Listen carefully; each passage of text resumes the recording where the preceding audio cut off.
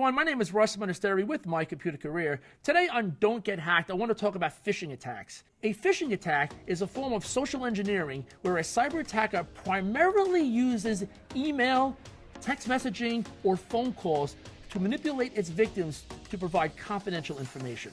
Let's talk about a real-life phishing attack scenario. Bad actors send out mass emails to cast a wide net, hoping several unfortunate end users take the bait.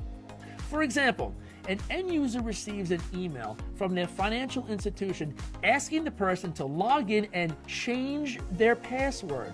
What they are doing is asking that person to click on a bogus link.